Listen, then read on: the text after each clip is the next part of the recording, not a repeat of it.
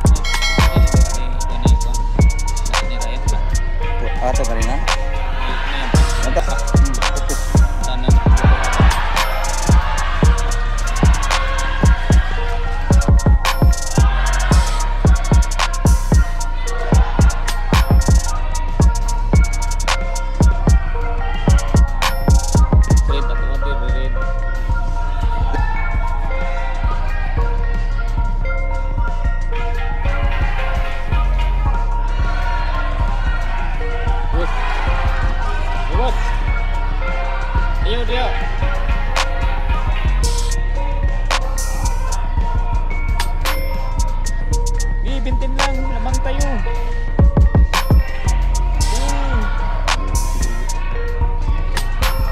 Oop.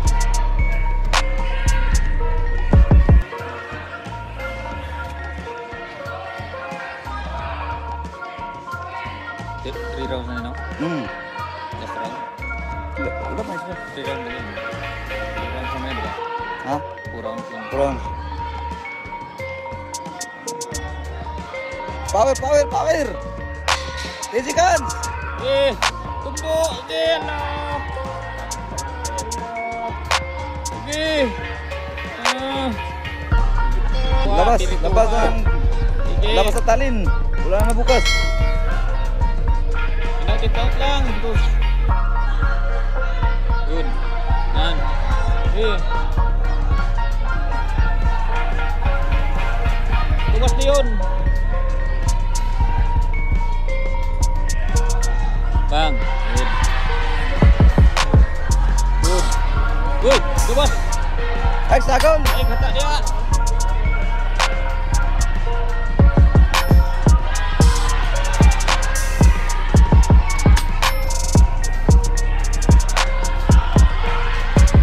Nice. Good. Gawas dia. Gawas dah. Gawas.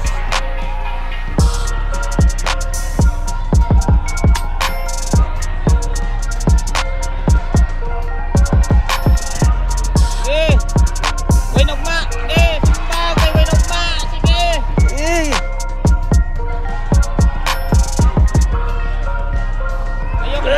Kaya kumpiyansa. Tisikan, tisikan. Sisikan, doon. Pak. Sige, ano buah? Hey. Draw. Ayan, di naman sama. Draw man.